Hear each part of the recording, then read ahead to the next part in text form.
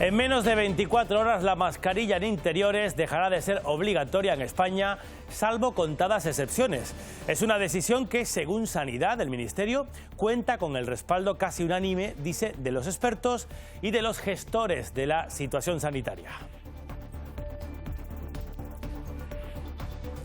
¿Qué tal a todos? Muy buenas tardes. Mascarillas que hemos tenido que llevar obligatoriamente durante casi 2 años, 700 días para ser exactos. Eso sí, España en este tipo de decisiones va a la cola porque Silvia Mascareño, otros países de nuestros vecinos de la Unión Europea ya la habían quitado hace tiempo.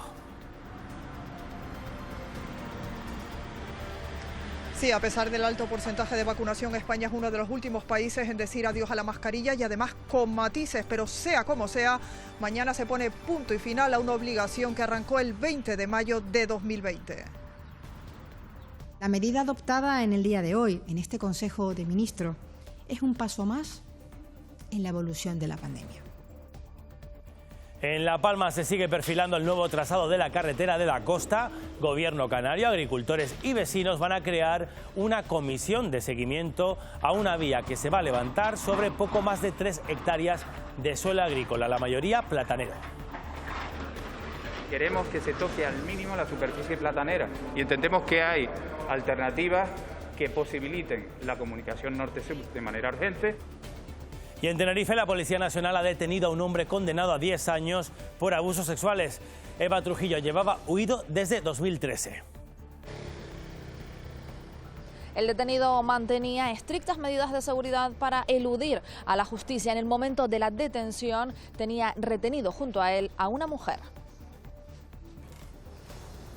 Hasta 1 hora de espera para coger un taxi. En Fuerteventura faltan licencias de este transporte y lo están notando los propios vecinos y turistas que visitan la isla. Desde 2008 no se da una nueva licencia.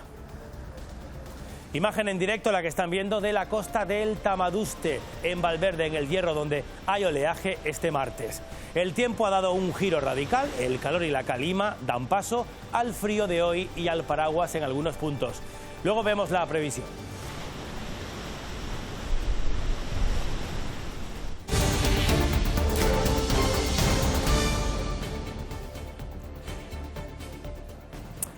...700 días completos con mascarilla en la cara, casi 2 años. España se suma desde mañana a los países de la Unión Europea que, Silvia, ya decidieron dejar de prohibirlas, las mascarillas en interiores, hace tiempo. Habrá que esperar, Silvia, unas horas según se publique este decreto en el BOE. Sí, mañana sí que será ese punto y final. Una vez que el decreto esté publicado en el BOE, tendremos entonces para analizar todo el texto, aunque hoy el Gobierno ha ido dando más detalles, por ejemplo, de las excepciones. Habrá que seguir usando la mascarilla, por ejemplo, en los centros sanitarios, en hospitales, en centros de salud, en farmacia. No tendrán que llevarlo aquellas personas que sean pacientes, estén ingresados en el hospital mientras estén dentro de su habitación. También tendremos que seguir usándolo en los centros sociosanitarios, pero no, por ejemplo, los ancianos en las residencias de ancianos, pero sí los visitantes o los trabajadores, también en los transportes públicos, pero solamente dentro de los vehículos en sí, sea un avión, un taxi o, por ejemplo, una guagua, pero no mientras esperamos en los andenes o en el aeropuerto. Todo esto queda regulado y recogido en el texto que se publicará mañana. Lo que queda todavía en el aire es lo que ocurrirá en las empresas, porque ahí serán los servicios de prevención de riesgos laborales los que decidan si sus trabajadores tienen o no que seguir llevando mascarilla en función de la ventilación del local o de si pueden o no mantener la distancia de seguridad. Tampoco queda regulado el uso recomendado para proteger a los más vulnerables, en palabras literales del Gobierno, aunque la ministra de Sanidad lo explicaba así. Personas mayores de 60 años, estamos hablando de personas inmunocomprometidas, estamos hablando de personas que presenten alguna enfermedad de riesgo importante o en mujeres embarazadas. También en profesorado con algún factor de vulnerabilidad se aconseja un uso responsable. En los eventos multitudinarios, en las aglomeraciones, y también se aconseja un uso responsable en el entorno familiar o en reuniones de celebración privada cuando estemos con personas que presenten o que tengan algún factor de vulnerabilidad. Las mascarillas irrumpieron en nuestras vidas desde el confinamiento, cuando por su desabastecimiento miles de amas de casa se dedicaron a confeccionarlas para los llamados esenciales. Le doy la vuelta y le hago los plieguitos. o los tutoriales en las redes nos daban las claves. Una vez cortemos el patrón. Hasta que el 20 de mayo del 20 se hicieron obligatorias modificándose el mensaje inicial. No es necesario que la población utilice mascarillas. Las mascarillas son una buena medida de prevención. Con la desescalada llegaron a distribuirse gratuitamente y ya no hablábamos de patrones, sino de colocarlas bien. Aprendimos a distinguir entre quirúrgicas y FFP2, que así no, con la mano tampoco, a bajarlas para el instante justo, mimar el frontal superior y consolarnos porque todos sentíamos lo mismo. Sensación de agobio. Desde el verano hasta las Navidades del 21 se eliminó su obligación en exteriores, algo que se hizo definitivo el pasado 9 de febrero. Ahora llevarlas en interiores, salvo excepciones, será como al aire libre, a gusto del consumidor. Pero existe un sector de la población especialmente adaptado a ellas, con las consecuencias que estén por ver. Después de 700 días enmascarados, el fin de las gafas empañadas y la recuperación del frontal inferior. Una decisión esta de las mascarillas que el presidente de Canarias, Ángel Víctor Torres, considera un paso más hacia la normalidad. Una magnífica noticia, un paso más hacia la normalidad, el que las mascarillas que nos han acompañado durante muchísimos meses y años han dejado ya de ser obligatorias en prácticamente todos los lugares, lo que no significa que no mantengamos la higiene preceptiva, que no atendamos a las personas vulnerables y que sepamos que estamos conviviendo, tenemos que convivir, vamos a convivir con el COVID, pero manteniendo también abierta la economía.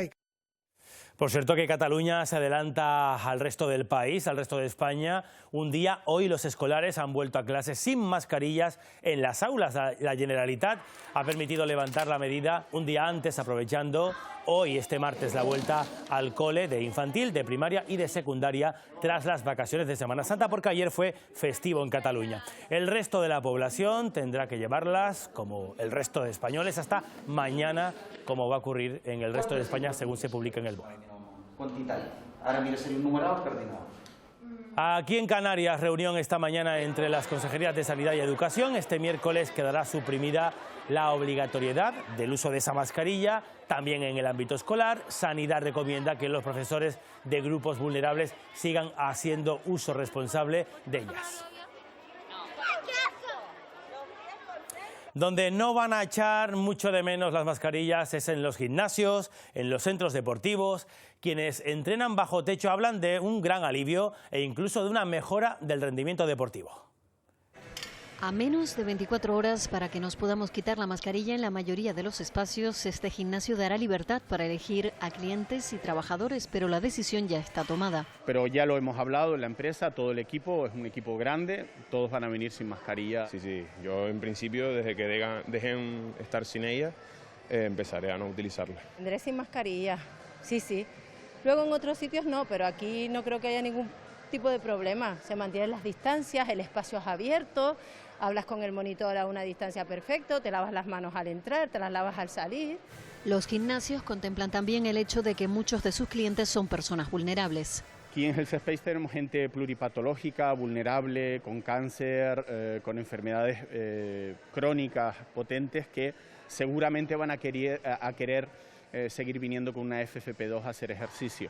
No le vamos a impedir la entrada. Este martes será el último día que veremos a todos los usuarios con mascarilla, al menos en esta instalación deportiva.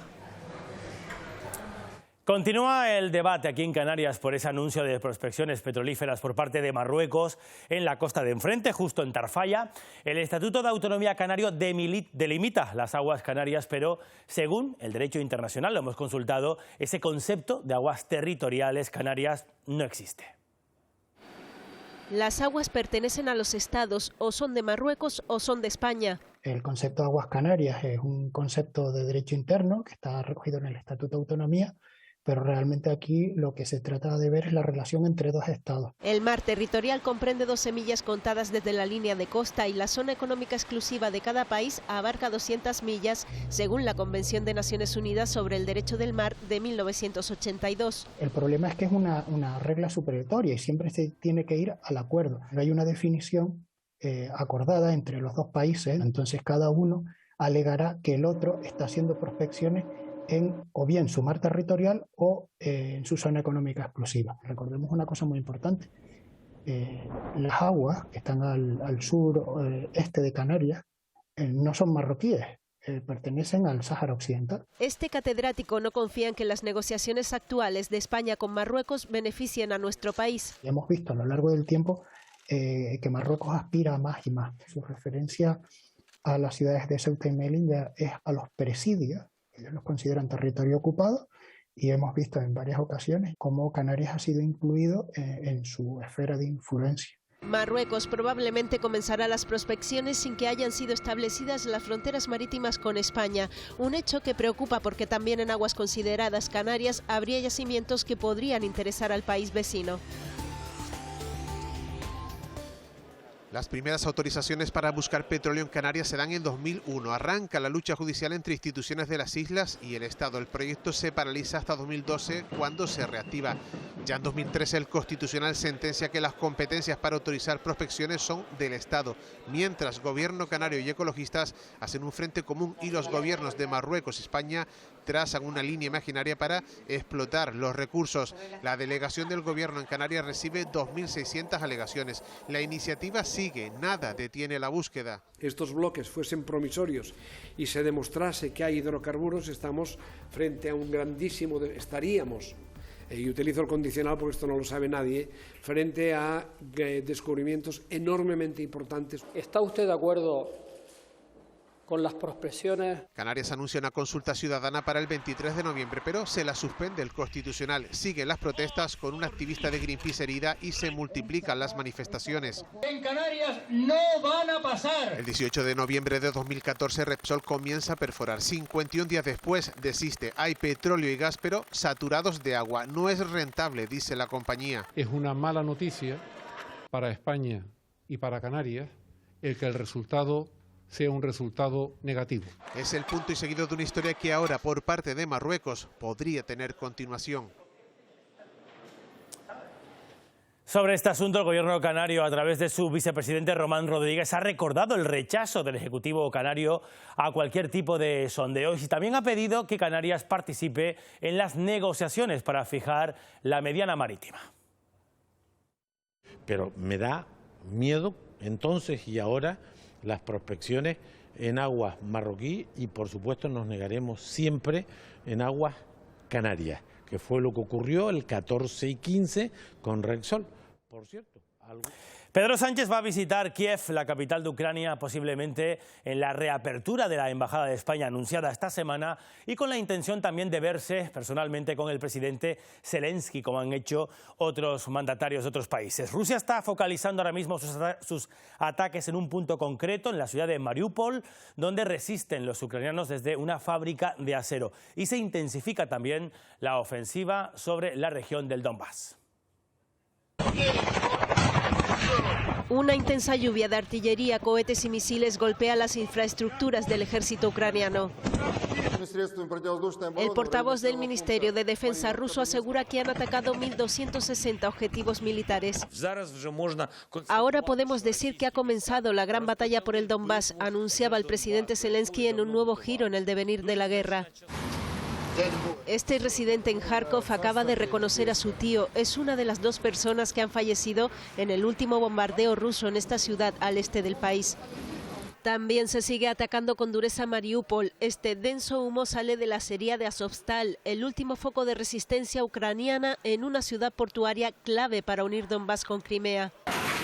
En Leópolis, el ataque a este taller de neumáticos se cobraba este lunes las primeras 7 víctimas civiles en esta región a tan solo 70 kilómetros de Polonia. Y en Irpin se sigue enterrando a residentes 3 semanas después de que los rusos fueran expulsados de esta ciudad al norte de Kiev. Cientos de tumbas alineadas en este improvisado cementerio dan muestra del horror que aquí se tuvo que vivir. Y mientras, Moscú acusa a Estados Unidos y otros países occidentales de prolongar la operación militar de Rusia en Ucrania. Tenía que coger la arma en la mano y defender, digamos, mi tierra, ¿no? Aunque considero España como mi segunda patria. Es ucraniano y vive en Canarias desde hace 20 años. La invasión rusa le cogió en su país. Que todo el mundo dice, si entran, aquí los vamos a triturar con dientes. O sea que la gente está muy, muy preparada y sobre todo muy furiosa por los crímenes de guerra que están haciendo. En unos días ha pasado de regentar su pequeño negocio en una zona turística de las islas a recibir instrucción militar para manejar un fusil o un lanzagranadas. Se encuentra a 70 kilómetros del frente. Con frecuencia se refugia en uno de los búnkeres. Como hace 4 días llegaron dos cohetes a un pueblo cercano. Nosotros vamos a ganar sí o sí, pero bueno, tarde o temprano ganamos, porque ellos entran y ya está, y nosotros los eliminamos. Mientras, en casa le esperan su mujer y sus 3 hijos nacidos en Canarias. El 15% de toda la mano de obra que hay del sector marítimo son profesionales ucranianos y también rusos. Muchos no van a poder recibir su salario por las sanciones a los bancos rusos. Es lo que le ha ocurrido precisamente a la tripulación de un pesquero que se encuentra embargado, sigue ahí todavía, en el puerto de Las Palmas. Nos lo cuenta María Mendoza. Es el Hunter, un buque factoría cuya tripulación, en su mayoría rusos y ucranianos, que ya han sido repatriados, fue abandonada por el armador que no pagaba sus salarios. Una situación que, según la ITF, el sindicato marino, se podría dar en más ocasiones como consecuencia de la guerra en Ucrania y el embargo a los bancos rusos. Por impagos a la tripulación se encuentra desde mediados de marzo en aguas de Canarias este barco, el Seim I, dedicado al transporte de ganado. También está en la lista de abandonados, aunque el armador ya ha iniciado el pago de los salarios y 4 marineros han sido repatriados por exceder el tiempo máximo de embarque. A la espera de las últimas comprobaciones, ayer lo veíamos cargar combustible en el puerto de Las Palmas, podría abandonar Canarias en las próximas horas.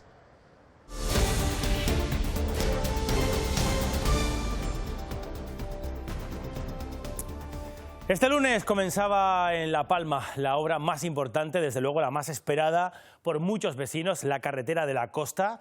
Las administraciones se han reunido, lo han hecho esta mañana con agricultores también afectados, para informar sobre ese nuevo trazado de esta carretera que finalmente va a pasar por encima de algo más de 3 hectáreas de plataneras.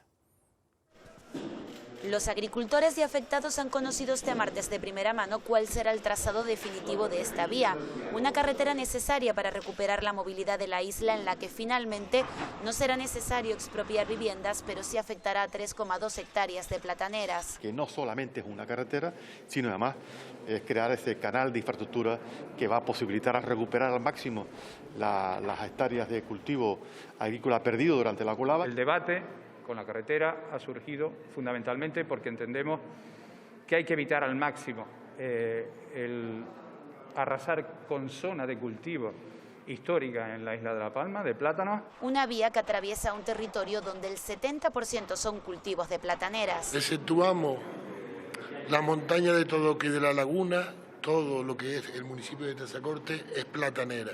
Cualquier acción que se haga en el territorio, desgraciadamente, afectará a la zona de cultivo y a la zona de platanera. Con capacidad para asumir hasta 20.000 vehículos diarios, supondrá una mejora en el desarrollo económico de la isla.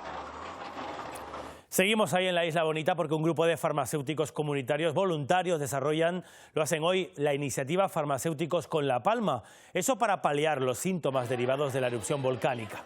En estas 4 carpas, que están situadas en los llanos de Aridane, se ofrecen servicios relacionados con los trastornos del ánimo, la salud cardiovascular y pulmonar, y también trastornos oculares y cutáneos. Es una carpa diseñada específicamente para las necesidades de la población de La Palma con motivo de la erupción del volcán. La salud mental especialmente se ve traumatizada, el problema también de problemas de respiración, problemas de asma, problemas que se pueden haber acrecentado. Puede tener una pequeña muestra de las cosas que hacemos en la farmacia, ¿no? Entonces por eso es tan importante, porque llevamos, digamos, la farmacia a la población, que la población conozca mejor a lo que puede hacer el farmacéutico. Por cierto, que el gobierno canario ha comunicado hoy su compromiso para estudiar las propuestas de los empresarios palmeros para intentar aplicarlas. El vicepresidente y consejero de Hacienda ha aclarado que las competencias que tienen que ver con la aplicación de los incentivos del REF o con el impuesto de sociedades corresponden al Estado, pero aún así ha asegurado que hará un esfuerzo porque se cumplan también. Hemos incidido en cambiar el lente a esa zona clara afectada a una zona afectada a nivel insular. porque el tejido empresarial de la isla en su conjunto ha tenido una afección indirecta, no solo por la situación de la ceniza volcánica, sino por el cierre del muelle, principal muelle de la isla y sobre todo. Así casi, con la calculadora en la mano, están gobierno y oposición haciendo las cuentas, discutiendo sobre una hipotética bajada de impuestos y sus efectos. El Ejecutivo canario asegura que esa bajada supondría no poder sostener los servicios públicos que se dan ahora mismo, pero la oposición lo ve como la medida más activa para reanimar la economía familiar. En 2019, Canarias recaudó con el IGIT 117 millones menos de lo presupuestado. Este es el argumento con el que el Partido Socialista sostiene que una bajada de impuestos no es, ahora mismo, la solución. Se recaudó menos que el año anterior, se recaudó menos de los previstos en los presupuestos iniciales, no se estimuló un mayor consumo y el crecimiento de la economía se ralentizó. El consejero del área lo avala. Para poder mantener, dice, los servicios públicos. Lo mismo defienden los grupos que apoyan al gobierno, que critican la bajada de medio punto del IGIC aplicada por el Ejecutivo anterior. No se trata de recaudar para ahorrar, se trata de recaudar para prestar servicios y garantizar derechos. Y no descartamos, señoría, bajar impuestos de forma selectiva. Lo hicimos en la pandemia. No son bajadas que repercuten directamente, como he dicho, en los canarios y Canarias. Habrá siempre que hablar, en el caso de los impuestos, de a quién se les sube, a quién se les baja y que los que más tengan aporten más. Renunciar a una política fiscal justa es renunciar a la justicia social. Con la ausencia del grupo mixto, nacionalistas y populares defienden que lo que no se recaudó en 2019 fue a parar al bolsillo de los ciudadanos. Y esos 117 millones fueron a los bolsillos de las familias y de los canarios, y no de los ricos. Es falso y mienten ustedes cuando afirman que la bajada de impuestos pone en peligro el gasto social. Porque usted, señor Rodríguez, se está hinchando a recaudar, no porque a la economía vaya mejor, sino porque la gente está pagando más por el mismo producto. El gobierno sostiene que el destino de lo que se recauda a través de los impuestos va dirigido a la inversión pública. En la agenda política, Alfonso Fernández Mañueco, del Partido Popular, ha tomado esta mañana posesión de su cargo como presidente de Castilla y León gracias al apoyo fundamental de Vox, un partido con el que se va a repartir el gobierno y también ya lo había hecho la mesa del Parlamento. Mañueco. Juro cumplir fielmente las obligaciones del cargo de presidente. Mañueco decía, juraba si su cargo tendrá que adaptar su programa de gobierno a los acuerdos alcanzados con la formación de Santiago Abascal, que estaba presente en esa ceremonia. En la anterior legislatura gobernó con Ciudadanos. Tras la toma de posesión, el presidente de Castilla y León ha pedido colaboración de todo el arco parlamentario y de agentes sociales. Castilla y León demuestra una y otra vez su voluntad de futuro, su capacidad para innovar y para avanzar, con ideas y con iniciativas. Ha elegido a la extrema derecha antes que a Castilla y León.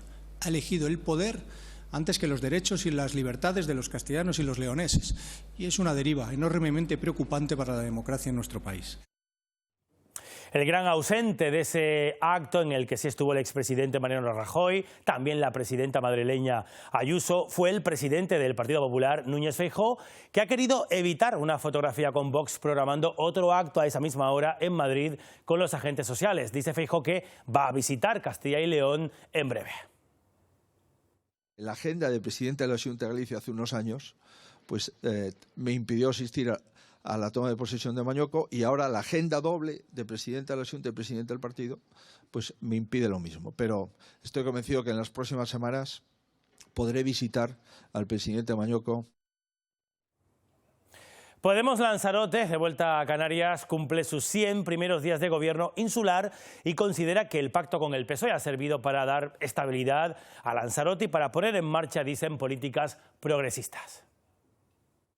Se trata de un punto de origen que orienta un nuevo rumbo hacia a una nueva forma de hacer políticas públicas para la gente. Así estamos contribuyendo a un nuevo futuro, porque los nuevos consensos sociales nos dicen que el futuro que se había diseñado tras décadas de turnismo político no era válido.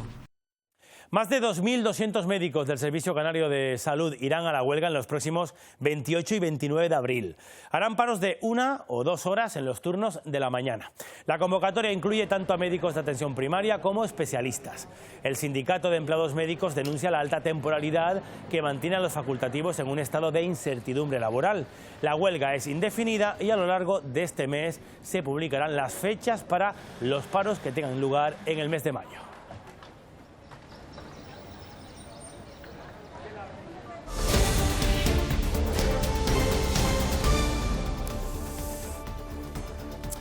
Bueno, vamos a continuar. Tenía una orden de detención desde el año 2013 tras ser condenado por abusos sexuales y ha sido ahora cuando la Policía Nacional ha podido detener a este hombre en Tenerife. Hablamos de un fugitivo que tiene numerosos antecedentes policiales. Tiene más datos Eva Trujillo. Con numerosos antecedentes policiales y condenado a 10 años de prisión por un delito de abusos sexuales. El ahora detenido, un hombre de 47 años, se encontraba escondido en una vivienda del Cardonal, de la que prácticamente ni salía. En el momento en el que los agentes entraron, intentó huir, pero finalmente fue detenido. En ese momento había una mujer también en la vivienda que alegó estar retenida en contra de su voluntad, por lo que se le va a investigar por un delito también de detención ilegal. Le ha sido incautado numeroso material informático y también una pistola aparentemente simulada. Adoptaba medidas extremas de seguridad, como cambios de domicilio, contravigilancias, para evadir la acción de la justicia. Este hombre tenía retenida a una mujer, empleada del hogar, que fue liberada. Y segunda sesión del juicio con jurado popular contra un hombre acusado de matar a su pareja. Ayer, el conocido como El Jala reconoció los hechos, pero negó haber ocultado el cadáver, de lo que también se le está acusando en este juicio. Los jóvenes que encontraron ese cuerpo semienterrado aseguran lo contrario. El abogado de la defensa insinúa que pudo haber una tercera persona implicada. Paseaban por el barranco de Santos cuando se encontraron un petate semienterrado. Entre varios amigos extrajeron el bulto y se encontraron los huesos de la víctima.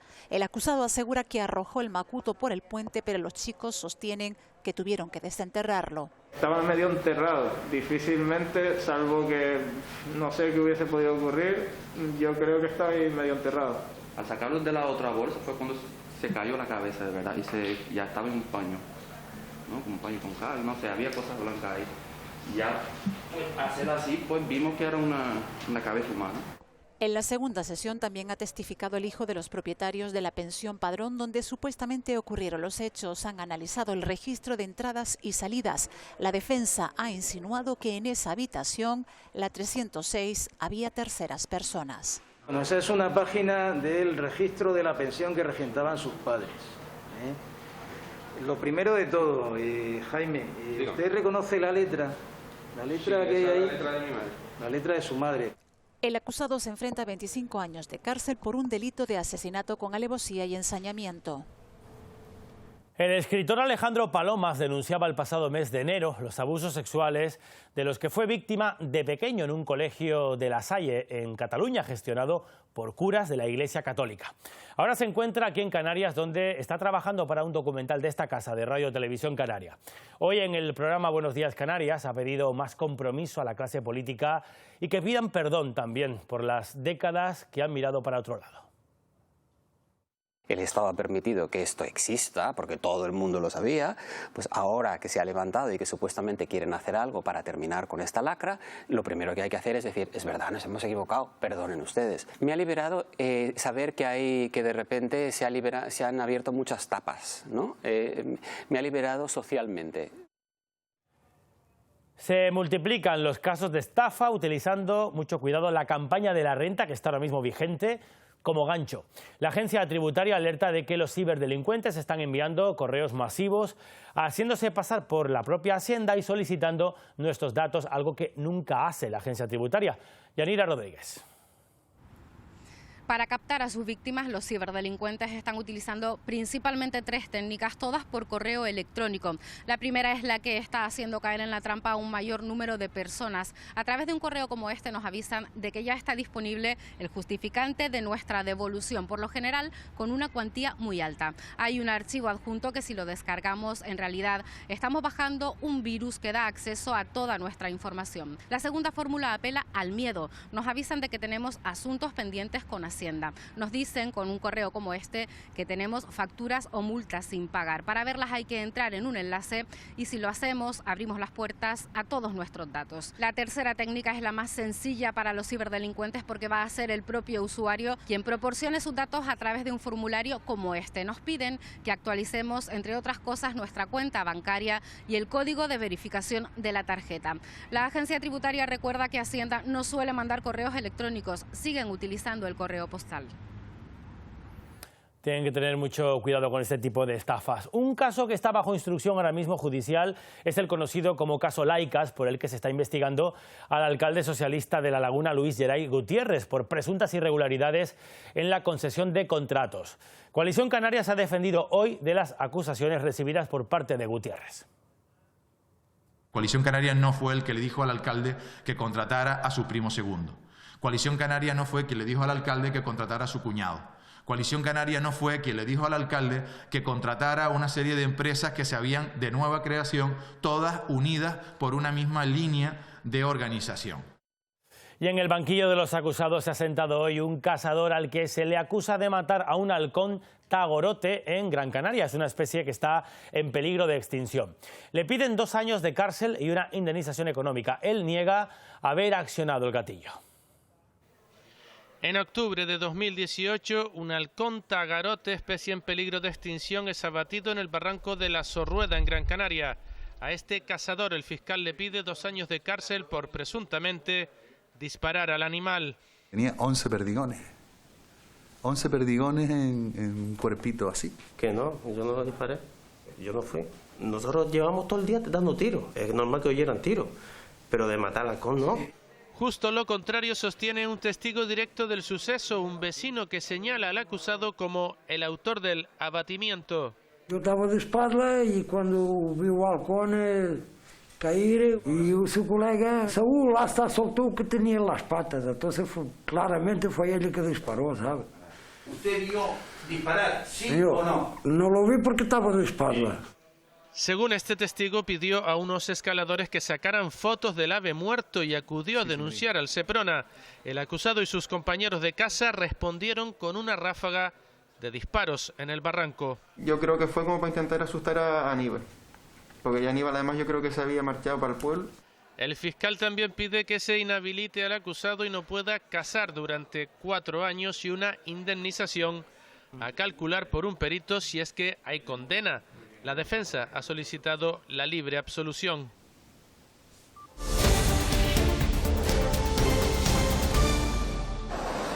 Están viendo imágenes de un accidente este mediodía en la Gran Canaria 3, salida del túnel de Santo Domingo, dirección Arucas. Ese turismo quedó, como ven, calcinado por completo tras una avería en el motor.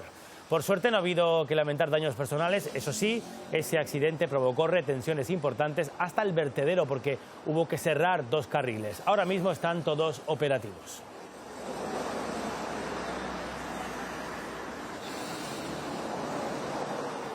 Esas carreteras se llenaban esta Semana Santa de vehículos que se dirigían a la costa. Esta Semana Santa esas playas del sur de Gran Canaria volvieron a tener sus chiringuitos cerrados y así siguen desde el confinamiento. Detrás de ese cierre hay un laberinto legal que afecta también directamente además al trabajo de 25 personas. Mónica estaba en ERTE por COVID hasta el 31 de marzo. A finales de mes podría irse al paro, como ella y otras 24 personas trabajadoras de los kioscos de Maspalomas y Playa del Inglés. Estamos en tierra de nadie porque a partir de esa fecha a la empresa se le ha denegado los ERTE por fuerza mayor. Porque desde marzo de 2020 siguen así, cerrados, primero por el confinamiento y ahora mientras se resuelve la nueva concesión.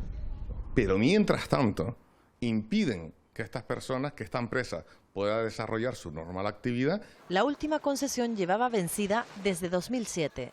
El ayuntamiento dice que ellos no pueden permitir la apertura de los kioscos curiosamente, que sí lo han hecho con las hamacas. Se trata de una concesión administrativa, no una prestación de servicio como fue el caso de las hamacas. Ahí está la principal diferencia. En ambos casos los documentos técnicos para su licitación están concluidos, están terminados.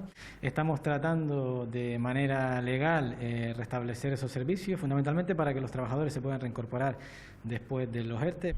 Pero mientras se resuelve el expediente, los trabajadores lamentan que acabarían en el paro y perdiendo su antigüedad antes de ser subrogados a la nueva concesionaria. Vecinos de la calle Joaquín Costa, que está en la capital Gran Canaria, consideran que el ayuntamiento gestiona mal los recursos públicos al contratar una empresa para medir el ruido nocturno. Un ruido que, según denuncian estos vecinos, no les deja dormir. Dicen que ese trabajo ya lo hizo la universidad en su día y que fue la prueba por la que se condenó al ayuntamiento a adoptar medidas para acabar con esos ruidos. Esto es lo que aseguran escuchar todas las noches, hasta bien entrada la madrugada, los vecinos de la calle Joaquín Costa, en la capital Gran Canaria. Tras años sin dormir, ganaron el caso en los tribunales, pero el ayuntamiento ha recurrido. Los vecinos aportaron mediciones del ruido realizadas por la Universidad de Las Palmas de Gran Canaria. Marcaban hasta 300 decibelios. Ahora el ayuntamiento quiere repetir la medición con una empresa privada, un trabajo que le costará 3.000 euros. Tienes una sentencia donde te dice el juez que debes de tomar acción en esto. Toma acción, no vuelvas a medir otra vez. Por parte de los vecinos buscamos a la universidad y creo que intentar rebatir el estudio de la universidad. La oposición en el ayuntamiento asegura que se han descuidado los medios propios para medir los ruidos. Ni siquiera los sonómetros que tiene ahora mismo la policía local están homologados para hacer la medición, por eso tiene que recurrir a otra vía externa. El ayuntamiento cuenta con un mapa de ruido, pero de momento no ha incluido ninguna zona residencial. Es complicado porque los propios vecinos no acceden a que se les midan en sus propias casas y por tanto no tiene validez el posible control. Yo incluso les cedo mi domicilio para que vayan a medir con ventanas abiertas y cerradas cuando quieran. En 6 meses los estudios de los ruidos estarán finalizados. Pues en Tenerife estos vecinos de San Juan de la Rambla tienen otro problema. Se han vuelto a concentrar, como están viendo, para reclamar más seguridad en la entrada y la salida desde la TF5. Han mantenido un encuentro con el presidente del Cabildo para presentarle 2 posibles alternativas. Vamos a estudiarlo y espero en la primera quincena de mayo tener una reunión con el colectivo, con su alcalde y poder trasladar ya si esa propuesta que nos han hecho hoy puede ser viable. La reunión creo que ha sido bastante satisfactoria. Nosotros insistimos en que queremos una solución provisional. Le hemos presentado la propuesta técnica elaborada por unos ingenieros de camino. En Fuerteventura se complican las cosas a la hora de pedir, por ejemplo, un taxi. Con el crecimiento de la población, también del turismo, faltan licencias que no se conceden desde 2008. En La Oliva y Puerto del Rosario, en la capital, 2 buenos ejemplos. Esperar un taxi puede demorar hasta más de 1 hora. Decenas de pasajeros esperan por un taxi a la salida del aeropuerto de Fuerteventura. Ocurre lo mismo a los que bajan del crucero en Puerto del Rosario. Fazem 1 hora que nós já estamos esperando aqui o táxi. Nós temos pouco tempo para ficar aqui no porto, né?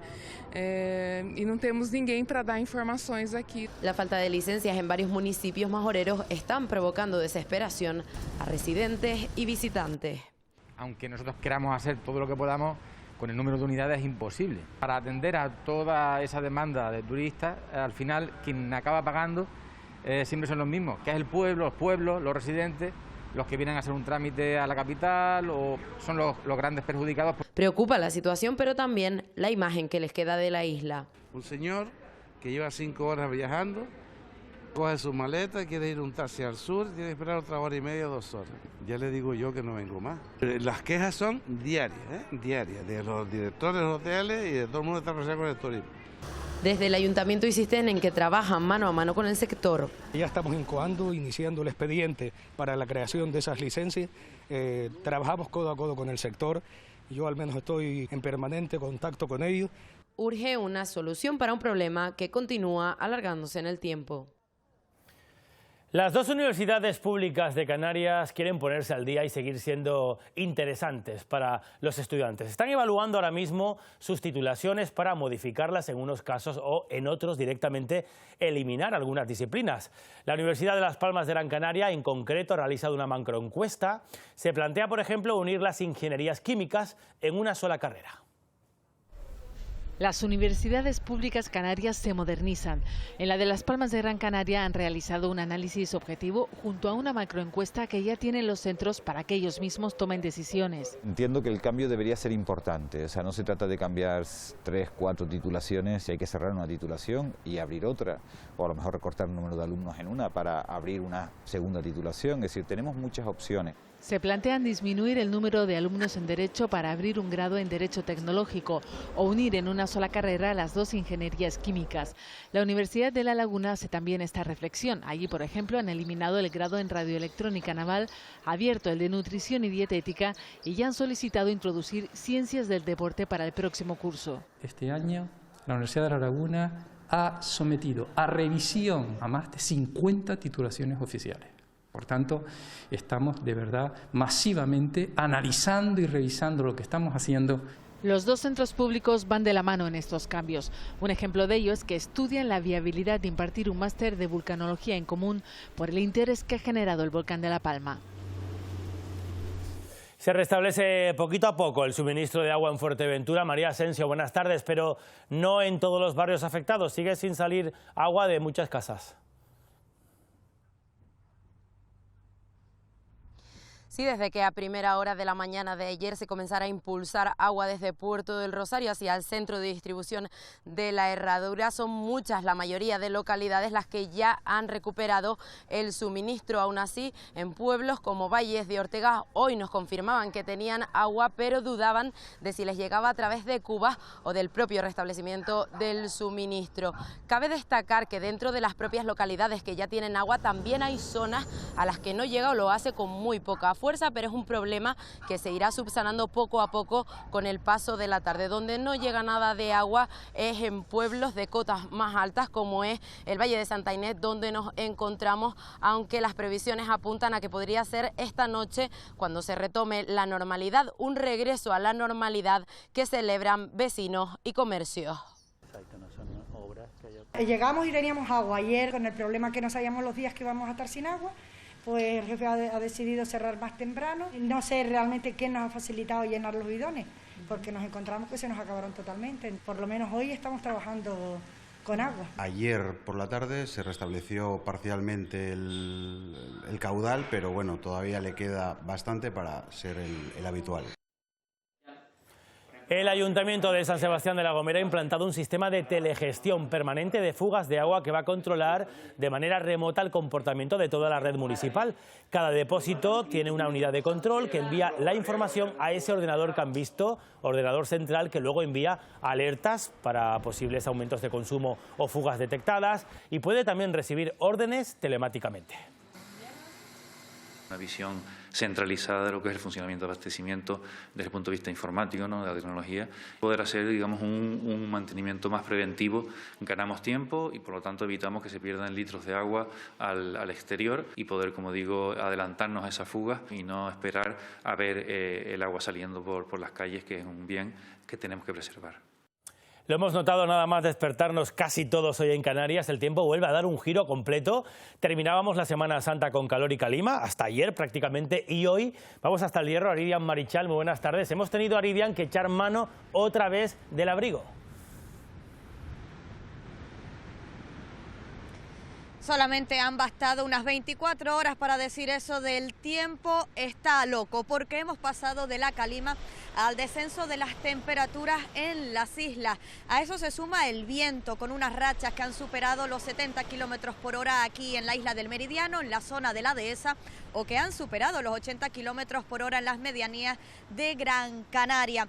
En este cóctel también se suma el oleaje, mucha precaución en la costa. Aquí en El Hierro lo podemos ver en puntos del este y del norte. No nos alejamos del mar porque muy cerca de este punto, en la localidad de La Caleta, un temporal de mar precisamente el pasado mes de enero provocó varios daños en las estructuras. Se siguen buscando soluciones para reparar esos daños, principalmente en la escollera. Mientras tanto, siguen cerradas esas piscinas de La Caleta al público.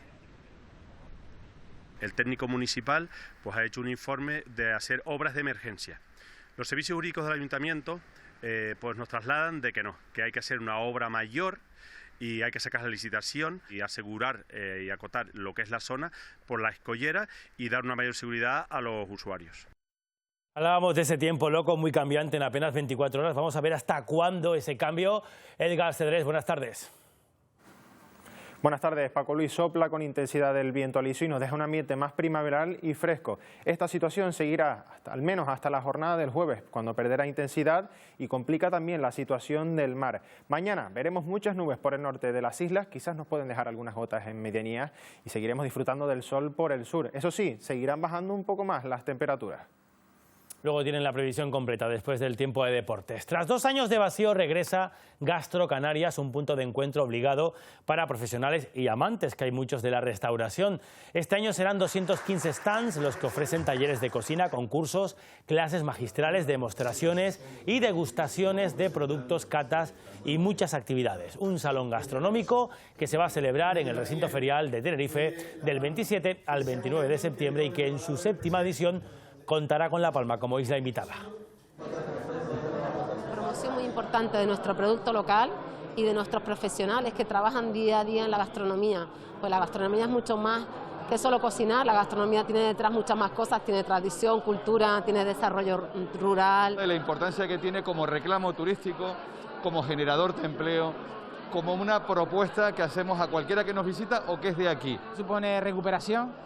Después de tanto que hemos pasado en nuestra isla y de la mano del sector primario, que nos pone el mejor producto posible. Paula, porque ahí Isabel Allende echa fuera todos los sentimientos como madre. Quizá el Quijote, que se lo lean, que no lo olviden, que está ahí. De Alencar, dejar de fumar es fácil. Por supuesto los clásicos. Por ejemplo, pues Kafka, ¿por qué no? Pues recomendaría La liberación del alma. Bueno, pues así abrimos este capítulo, va a ser diario, dedicado a lo que acaban de ver, a los gustos y preferencias por la lectura de los canarios. Así preparamos el día del libro que está por venir. Hoy hemos empezado con ustedes, unas de las personas que nos hemos encontrado hoy en la calle esta mañana, y el caso es que vuelve la Feria del Libro a muchas ciudades y en el caso concreto de la capital Gran Canaria, esta nueva edición, la 34 ya, va a contar con una programación más amplia y con autores de relevancia nacional. Entre ellos está Ángel Martín con su libro Por si las voces vuelven, Pilar Eire con Joel Rey o Matías Prats con El futuro que olvidaste como joven promesa. En total, 200 presentaciones en las que también participan autores de Canarias como Agustín Millares, Nadia Jiménez o Antonio Arroyo. 5 espacios conforman esta feria que espera recibir a más de 70.000 personas. Se ha vuelto a leer. Este año esperamos batir récord todavía con la asistencia. Es una feria de 6 días. La gente tiene ganas, sobre todo ahora ya que podemos salir a la calle sin mascarillas y podemos asistir a eventos sin tanta medida de seguridad.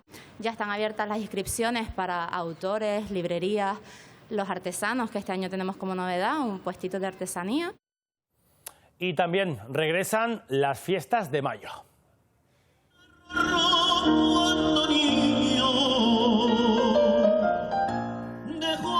Con la voz de Besay Pérez se anunciaba la vuelta de las fiestas fundacionales de Santa Cruz de Tenerife que arrancan el día 22 con la lectura del pregón. Un programa de fiestas que regresa a la normalidad con el baile de magos, la exposición de flores y plantas y la elección de la reina o la tradicional exposición de cruces. El baile de magos, 656 mesas, 14.000 personas de aforo. Volvemos con nuestro baile de taifas, volvemos con orquestas, volvemos con música tradicional canaria. Aisea Villarreal, ella es terapeuta. Hoy hemos conocido los datos de la primera oleada del Estudio General de Medios de este año, lo que conocemos como las audiencias de la radio. Canarias Radio se mantiene en la cuarta posición de las radios más escuchadas en Canarias, con su tercer mejor seguimiento histórico, y suma 15.000 oyentes nuevos cada día de lunes a domingo. La franja preferida por los oyentes es la de las 6:30 de la mañana a las 9:30, donde una media de 27.000 personas siguen la cadena para comenzar el día. Compañeros de ustedes. Bueno, pues enhorabuena a todos los compañeros de la radio. En deportes tenemos la derrota del Barça y el lío de Piqué y la Federación Española, voleibol también, Armando, y baloncesto. Sí, comienza el camino del Gran Canaria hacia la final de la Eurocup. Son 3 eliminatorias a partido único, pero siempre jugando en casa, gracias a haber sido campeón de su grupo. Siente el calor, es el lema de la temporada, ahora más que nunca. Voleibol, ya saben, esa final canaria que tenemos, seguiremos diariamente esa final canaria, en la que hoy escucharemos al presidente del Aris. Dice que quiere ya conseguir el título la próxima semana en Taco. Veremos qué dicen mañana sus rivales. Y también tenemos en fútbol derrota del Barcelona frente al Cádiz. Parece que se para la chavineta. Bueno, y el lío este de Piqué, la Federación Española, Supercopa, Arabia Saudí, muchos millones en juego. Después lo explicamos todo. Gracias, Armando. Enseguida tienen el tiempo de deporte. Lo dejamos aquí. La próxima cita con informativos 20:30 en el Telenoticias 2. Hasta mañana. Tengan muy buena tarde.